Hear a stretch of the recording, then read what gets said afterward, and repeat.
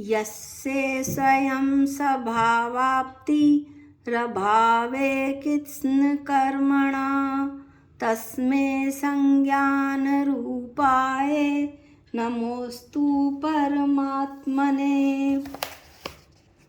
पिछली कारिका में कारिका 22 में आत्मा का स्वरूप कैसा है, स्वरूप का चिंतन करने के लिए हमको क्या करना चाहिए, इसके विषय में अच्छी तरह से विचार किया गया था।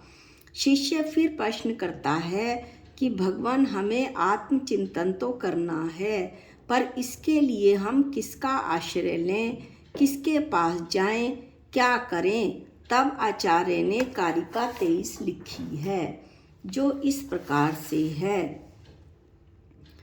अज्ञानोपास्तिर्ज्ञानम ज्ञानम ज्ञानी समाश्रय ददाति यत्तु यस्यास्ति सुप्रसिद्धमिदं वचः। अज्ञानोपास्ति, अज्ञानी की उपासना सेवा अज्ञानम अज्ञान को देती है, और ज्ञानी समाश्रय है, ज्ञानियों की उपासना सेवा ज्ञानम ज्ञान उत्पन्न करती है। क्योंकि इदम यह वचः बात सुप्रसिद्धम अच्छी तरह प्रसिद्ध है कि यस्य जिसके पास यत्तु अस्ति जो कुछ होता है उसी को वह ददाती देता है। अज्ञानी की उपासना सेवा करने से अज्ञान ही मिलता है, ज्ञानियों की उपासना सेवा करने से ज्ञान मिलता है। क्योंकि यह बात जगत में अच्छी तरह प्रसिद्ध है कि जिसके पास जो कुछ होता है वो तो वह ही देता है। अब इसका पद अनुवाद सुनिए। अज्ञानी की शरण गहो तो सुने तुम्हें अज्ञान मिले, ज्ञानी जन की उपासना से ज्ञान मिले वरदान फले। जिसका स्वामी जो होता है प्रदान उसको करता है, लोक नीति है सुनी सभी ने प्रमाण विरला करता है। लोक नीति यह सुनी सभी ने प्रमाण विरला करता है। अब इस कारिका की एक पिक देख लीजिए ताकि आपको अच्छी तरह समझ में आ जाए।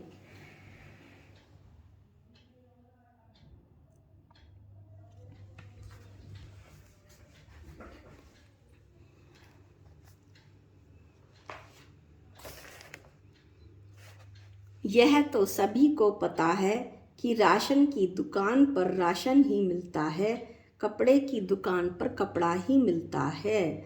संत के आश्रय से संतपना और दुष्ट के आश्रय से दुष्टपना ही मिलेगा। संत के आश्रम का तोता राम राम बोलेगा और दुष्ट के घर का तोता मारो पकड़ो बोलेगा। अब शिष्य फिर प्रश्न पूछता है, अज्ञानी से किसका संबंध लग लिया गया है?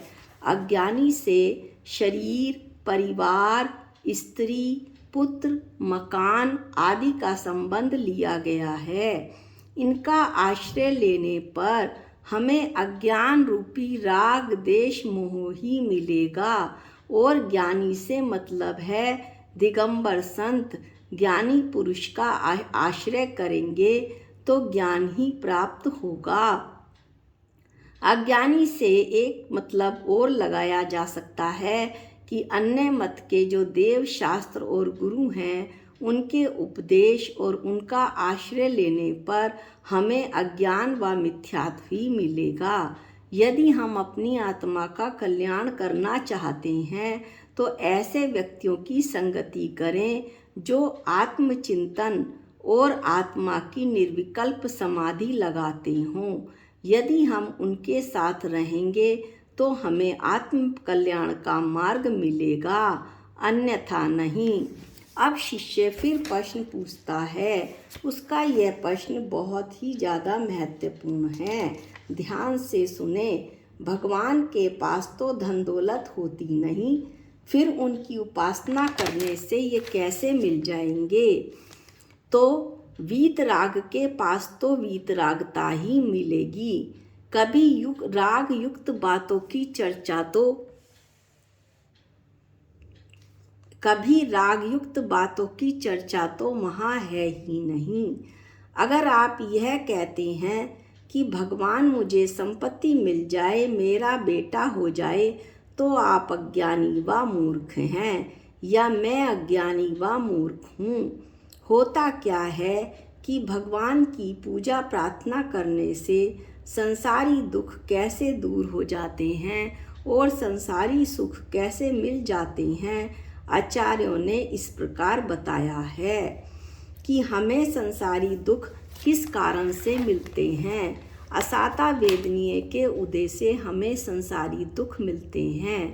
पूजा पाठ अर्चना करने से असाता वेदनीय कर्म साता वेदनीय कर्म में बदल जाते हैं, लिहाजा हमारा दुख समाप्त हो जाता है।